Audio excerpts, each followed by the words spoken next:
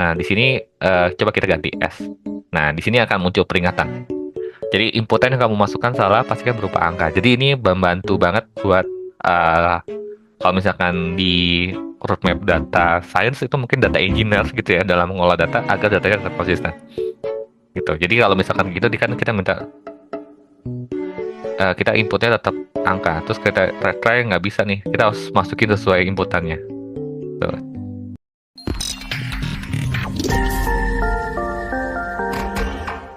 Halo semuanya, ketemu lagi di hari ini. Jadi hari ini kita akan melanjutkan materi kita di Excel. Kita akan bongkar salah satu rahasia di Excel, yaitu cara mudah format data di dalam Excel sendiri. Nah, di sini teman-teman akan mempelajari hal baru, diantaranya bagaimana teman-teman melakukan change of formatting dari data yang diimport. Biasanya kalau misalkan kita di era digital sekarang, kebanyakan data-data yang tersebar itu adalah bentuknya text file. Nah, dalam text file itu ketika diubah ke dalam bentuk Excel, itu seringkali mengalami kayak trouble, atau misalkan ada error. Jadi pemisahannya tuh nggak bisa dibaca oleh Excel. Sehingga kita harus melakukan penginputan manual.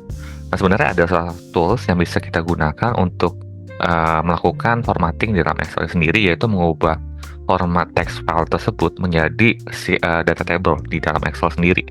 Dan kita juga akan mempelajari salah satu hal yang juga yang menarik yang menurutku bisa teman-teman gunakan, yaitu bagaimana kita mudah menghapus data duplikat. Kadang kalau misalkan kita ada jutaan data, nggak mungkin rasanya kalau misalkan kita menghilangkan datanya itu secara manual satu persatu kan. Pasti kita perlu bantuan tools di dalam Excel sehingga kita bisa melakukan uh, penghapusan data duplikat itu lebih cepat. Dan yang ketiga, kita juga mempelajari satu hal yang menarik, yaitu data validation. Nah, kita bikin formatnya kayak pick list gitu ya, mungkin kayak pick list, ataupun kita juga bisa men-trigger kalau misalkan salah satu inputan yang dimasukkan oleh user itu salah gitu. Kalau misalkan teman-teman bikin sebuah database, let's say, nah nanti database itu akan memeriksa apakah data yang input itu konsisten atau enggak. Nanti dia kalau misalkan nggak konsisten, dia akan pop up trigger bahwa inputannya salah. Nah, kali ini kita akan bahas itu di rahasia di Excel, gimana teman-teman bisa melakukan analisis di dalam Excel itu lebih cepat, sehingga ketika teman-teman diminta untuk mengolahnya tuh jadi lebih efisien, seperti itu. Oke, nggak usah berlama-lama lagi, mari kita coba bedah 3 poin di atas secara gampang dan mudah dengan Excel. Ayo, mari kita explore. Oke, kita akan mulai dari materi text to column di dalam Excel, gimana teman-teman akan mengubah text file ke dalam bentuk data table di dalam Excel sendiri. Sebenarnya tujuan dari text to column itu adalah bagaimana kita memisahkan data dalam satu kolom menjadi beberapa kolom. Biasanya kalau misalkan dalam bentuk text file itu seringkali formatnya itu udah ada bakunya gitu ya, kayak misalkan dipisahkan oleh titik koma, dipisahkan oleh koma, dan seterusnya. Ataupun bisa juga dalam bentuk fixed width gitu ya, jadi lebarnya itu udah ditentukan ya, misalkan jarak sini dengan sininya itu 10, 10, 10, dan seterusnya. Nah, kenapa itu dibuat seperti itu? Karena ketika diubah ke dalam text file secara tidak langsung, file yang kita gunakan tuh lebih ringan dibandingkan ketika datanya masih data table. Sehingga kebanyakan data-data di internet sendiri itu dalam format text file sendiri, seperti itu. Jadi that's why ketika kita mengubah ke dalam Excel, kita juga perlu mengubahnya dari text to columns kan, karena bentuknya text file. Nah, biasanya dipisahkan itu namanya delimiter. Delimiter itu artinya adalah pemisahnya. Pemisahnya tuh kayak titik, koma, terus titik koma gitu dan seterusnya. Jadi itu kita bisa pilih yang kita atur di sini. Nah, di case studi kita kali ini, kita akan coba memisahkan nama depan sama nama belakang. Nah, di sini ada teman-teman coba cek. Di sini ada raw datanya. Nah, ada Budiman Setiawan, Novita Clarissa, Abel William, Reynaldo Friskiman. Misalkan ini easy banget. Misalkan nama depan sama nama belakang dipisahkan oleh spasi. Artinya, delimiter yang kita pilih itu adalah space. Jadi teman-teman akan coba input dulu nih dari misalkan ada data nih di A1 sampai 5 gitu ya. Nanti kita ambil aja blok nama yang di row 2 sampai row 5. Gitu, misalkan di sini udah kita blok pakai apa di kursor. Setelah itu teman-teman klik data, terus klik text to column. Logonya kayak gini. once teman-teman udah klik, nanti dia akan muncul pop up seperti ini. Jadi dia ada pilihan text wizardnya, apakah mau delimited atau fixed width gitu ya. Nah, delimited itu artinya seperti ini ya. Jadi ada pemisah nih, delimiter. Pemisahnya apa di setiap setiap kolomnya. Nah, kita kan ada pilihan delimiternya apakah tab, semicolon, koma, space, atau others. Nah, teman-teman bisa sesuaikan. Kalau kali ini kasusnya ada spasi itu ya, kita tinggal menambahkan pilihan space. Nanti kalau once kita udah klik space, kita tinggal klik finish. Nanti dia akan berubah tuh, jadi ada 2 kolom. Baru nanti header dari nama kolomnya kita ubah. Kalau di atas sebelumnya ada nama lengkap, berarti kolom A itu ganti nama depan, di kolom B jadi nama belakang. Jadi nanti ntar ada 2 gitu. Itu kalau misalkan penggunaan dari text to column. Case-nya banyak banget. Nanti ntar kita coba lihat di use case kali ini gimana sih sebenarnya implementasinya di dalam Excel sendiri. Yang kedua adalah handling duplicates. Handling duplicates adalah bagaimana teman-teman tuh menghapus data duplikat di Excel. Biasanya kalau misalkan datanya ganda, itu bisa mengancaukan kita dalam menganalisis kan, atau menyebabkan kesalahan pelaporan. Kayak misalkan nama aku Abel misalkan, nanti nama Abel ada 2 kali muncul. Terus padahal di data table tersebut itu berisi unik gitu ya, karena itu demografi kan. Nah, biasanya unik, kok bisa ada duplikat? Nah, apa yang perlu kita lakukan? Nah, pasti kan kita akan menghapusnya kan. Nah, cara juga mudah di Excel. Contohnya kita mau cek duplikasi nama dan nomor HP di dalam Excel. Nah, teman-teman perhatikan, di sini ada 2 kolom ya, nama lengkap sama handphone. Nah, caranya juga mudah. Dari raw data ini, kita select dulu nih semuanya nih, nama lengkap, handphone, kita select gitu ya. Once kita select, kita tinggal klik data lagi di posisi yang sama dengan text to column, kita klik remove duplicates. Nanti si Excel akan tahu nih kita milih headernya apa aja, nama sama handphone kan. Nah, teman-teman bisa memilih juga kalau misalkan teman-teman mau uniknya itu based on nama, berarti nggak usah dicentang si handphone. Ataupun kita uniknya itu based on unique code gitu ya. Misalnya unique code-nya mungkin di sini 1, di sini 1, di sini 1 ternyata gitu ya. Ternyata Abel dan Eko tuh 1 orang yang sama, misalkan let's-nya kayak gitu. Terus ini 2. Nah, kita tinggal bisa milih kolomnya itu unique code misalkan di sini. Misalkan kalau di sini ada unique code ya. Unique code di sini kita tambahkan unique code di sini. Ya, unique code. Nah, kita centang aja di sini gitu ya. Nah, yang lainnya di-uncheck. Nanti dia akan memfilter yang uniknya itu di based on unique code gitu. Implementasi itu duplikat menurutku agak mudah buat teman-teman gunakan, karena teman-teman tinggal select mana aja yang mau dianalisis dari data duplikatnya, terus kita bisa dapetin data-datanya yang sesuai apa yang kita perlukan seperti itu. Dan yang terakhir adalah menurutku yang paling banget aku gunakan ketika aku menggunakan Excel, karena memang ketika kita nanti di dalam share point gitu ya, share point di dalam Excel, kadang kan ada beberapa orang yang mungkin inputannya berbeda-beda. Ini akan mengaruhi ke dalam konsistensi dari dataset kita yang kita miliki kan. Makanya kita bisa atur nih cara bagaimana user itu menginput data di dalam tabelnya kita miliki seperti itu. Nah, caranya gampang. Teman-teman contohnya misalkan kita mau bikin data validation buat gender, let's say kayak gitu. Nah, di sini ada kolom A sama kolom B gitu ya. Nah, nanti kita tinggal once atur aja nih. Kita blok aja nih row 2 sampai row 5 di kolom B gitu ya. Nah, habis itu kita klik data validation. Nah, kita atur di setting, terus kita allow-nya dalam bentuk list. Kenapa dalam bentuk list? Karena ada banyak pilihan yang mau kita penuhi. Jadi kita bisa atur maunya dalam male dan female aja gitu ya. Nanti kita klik oke, nanti dia akan muncul seperti ini. Aku coba geser ya. Nah, kayak gini. Jadi dia akan muncul kayak pick list kayak gini. Pick listnya gendernya itu adalah male atau female. Jadi teman-teman bisa atur sebenarnya di inputannya. Jadi kalau misalkan Abel di sini male gitu ya. Nanti kita klik aja di sini. Dia langsung ngisi male. Vindi misalkan female, ya udah diklik female, Eko male, dan seterusnya, Satria male, gitu. Nah, kali ini kita akan coba exercise di dataset sama yang kayak sebelum-sebelumnya, yaitu ship mode dataset gitu ya. Nah, kita coba analisis gimana sih kalau misalkan ship mode ini dalam bentuk text file kita ubah ke dalam bentuk data table. Ataupun kayak misalkan bagaimana kita mengetahui bahwa ada data duplicate di dalam dataset yang kita miliki. Dan yang terakhir adalah bagaimana kita melakukan datanya itu tetap konsisten, data validation-nya. Oke, nggak usah berlama-lama lagi, mari kita coba explore penggunaan dari dataset SIMOD di sesi exercise. Yuk. Oke, ini adalah dataset yang kita gunakan, yaitu ada order date, SIMOD, segment, kategori, dan sales. Ini informasi datasetnya. Nah, bagi teman-teman yang baru pertama kali nonton video kali ini, pastikan teman-teman ikuti di video-video sebelumnya, banyak banget tip and tricks di Excel yang bisa teman-teman gunakan, mulai dari bagaimana membangun visualisasi di dalam Excel, ataupun nanti teman-teman juga bisa melakukan analisis roadmap ya di Excel. Jadi kita akan coba dan analisis di Excel tuh kayak gimana aja sih, apa yang dilakukan di data analis Excel. Teman-teman bisa nonton di video-video sebelumnya. Oke, kita akan coba exercise di sesi kali ini.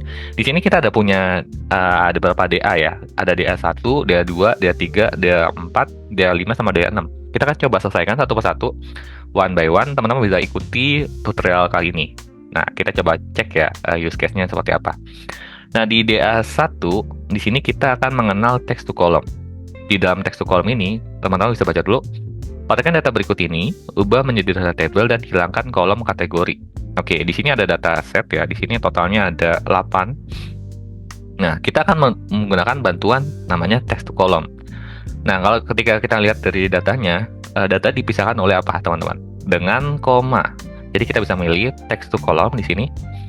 Dan setelah itu kita pilih ya, di sini ada pilihan delimited. Delimitednya kita klik gitu ya. Di sini kita next, dan kita pastikan di sini itu dengan koma. Berarti kita klik ini dan kita klik finish. That's it. Selesai. Nah, oh ya, di sini dia minta hilangkan kolom kategori. Berarti kita back lagi. Oke. Kita text to column lagi. Di sini kita next, koma, terus kita mau hilangkan kolom kategori. Jadi teman-teman bisa atur do not import column. Ya. Kategori di delete. Nah, gini. Sesuai apa ya? Use case-nya kan. Oke, kita coba lanjut ke DA2. Nah, di DA2 itu cukup menarik. Kalau misalkan umumnya adalah dipisahkan oleh koma, titik koma, dan seterusnya, kita juga bisa atur text to column dengan format-format yang berbeda. Contohnya kayak gini. Sini data yang sama. Kita baca soalnya dulu. Perhatikan data berikut ini. Ubah menjadi data table dan hilangkan kolom cells. Jadi kolom cells kita nggak import. Nah, caranya sama. Text to column. Delimited lagi sama. Nanti yang kalau misalkan di sini nggak ada di sini, teman-teman bisa tambahkan di orders. Di orders nanti kita tambahkan koma di sini. Asterisk ya. Nanti kalau udah di next, nah nanti yang nggak mau diimport apa, kolom cells. Jadi teman-teman tinggal klik do not import di sini. Gitu. Nanti tinggal klik finish. That's it. Jadi kan sesuai apa yang dari use case-nya. Kita cukup mudah. Kita coba next lagi. Mungkin akan lebih menarik lagi karena banyak banget use case text to column yang bisa teman-teman gunakan gitu ya. Contohnya di DA3. Nah, di DA3 ini bukan bentuk table ya, karena tuh di sini nggak ada kan. Dia cuma ada di satu kolom aja, di kolom B. Gimana kita mengubahnya ke dalam bentuk table? Nah, caranya juga mudah. Kita text to column gitu ya. Nah, kalau kayak gini kasusnya, teman-teman bisa menggunakan namanya fixed width.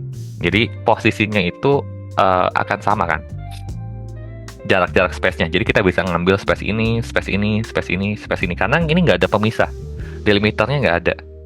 Gitu. Kalau once kita nggak ada kayak gini, kita bisa, kalau misalkan kita mungkin milih delimited ya, terus kita atur di space, let's say kayak gini. Ini udah oke? Menurutku belum oke, karena lihat, coba teman-teman perhatikan, order date-nya digabungkan kayak gini. Salah. Kalau tak juga nggak bisa. Nah, makanya that's why kita bisa memilih namanya fixed width. Di fixed width teman-teman tinggal klik aja. Terus ini next. Nanti Excel tuh udah punya pengaturannya nih. Teman-teman tinggal klik, terus tinggal klik next gitu ya.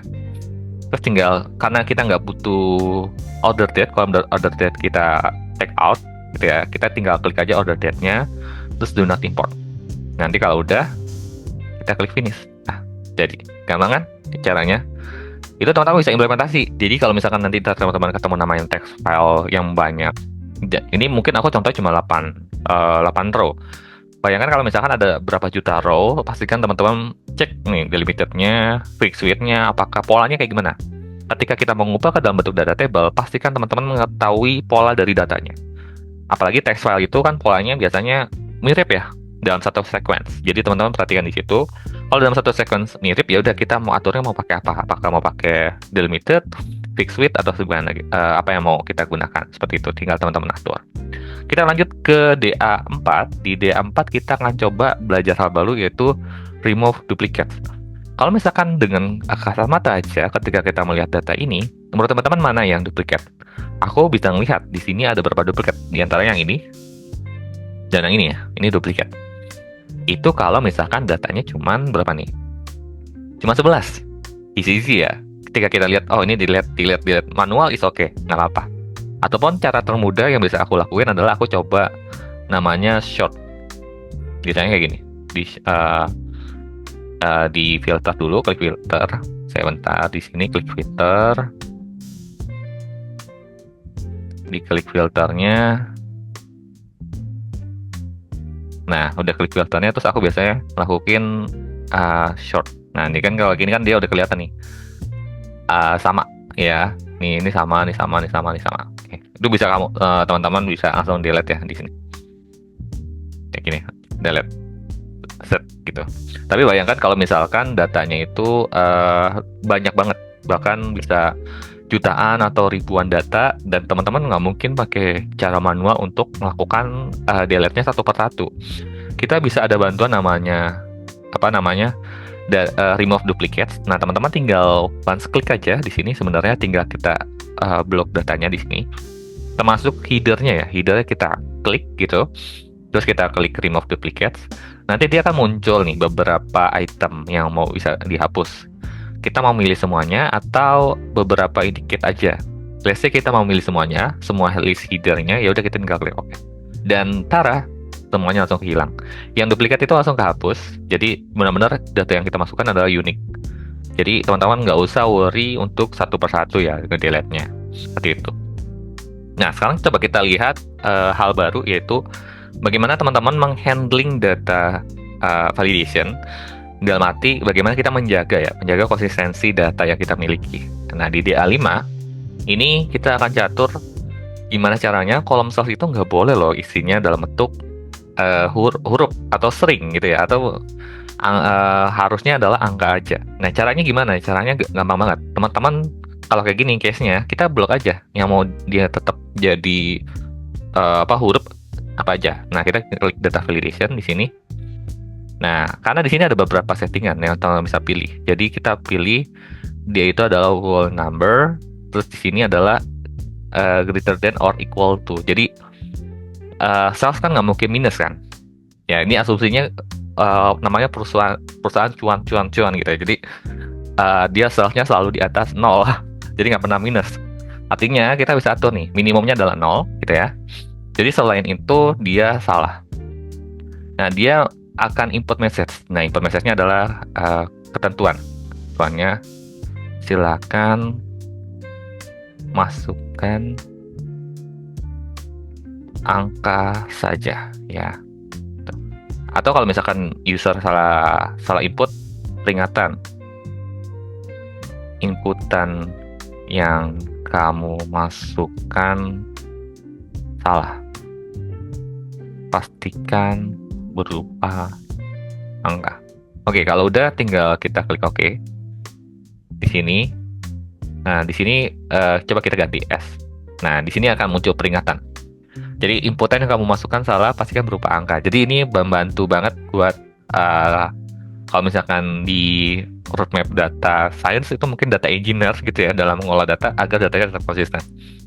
Gitu. Jadi kalau misalkan gitu kan kita minta kita inputnya tetap angka, terus kita try nggak bisa nih, kita harus masukin sesuai inputannya.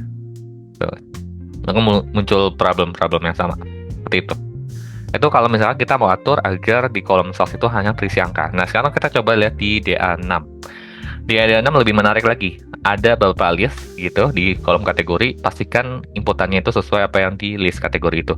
Caranya sama, kita tinggal blok datanya gitu ya. klik data validation, gitu ya. Kita klik setting, kita klik list. Nah, di dalam listnya kita klik source-nya itu ini. Oke. Terus input message-nya ini opsional, boleh digunakan atau enggak. Biasanya aku opsional banget, biasanya aku di error gitu. Peringatan, pastikan memasukkan pilihan yang sesuai. Oke. Nah, nanti dia akan muncul kayak gini. Nah, kalau misalkan aku ngisi ngasal gitu kayak consumer gitu. Nah, ada muncul pop-up error. Artinya apa? Ini kita menjaga nih data yang diinput oleh user itu tetap konsisten. Nggak ada yang namanya tuh salah input gitu ya. Sehingga itu akan menjaga dataset kita tetap lebih hygiene gitu ya.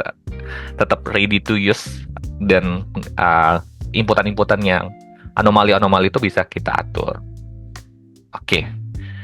Nah, itu teman-teman use case kita kali ini. Kita udah selesai cari DA1 sampai DA6. Harapannya teman-teman bisa gunakan di sekitar teman-teman nanti. Kalau misalkan teman-teman menghadapi use case yang sama seperti yang aku selesaikan kali ini, teman-teman bisa terapkan di baik teman-teman lagi bekerja ataupun lagi kuliah dan sebagainya. Oke, itu dulu dan sampai jumpa. See ya.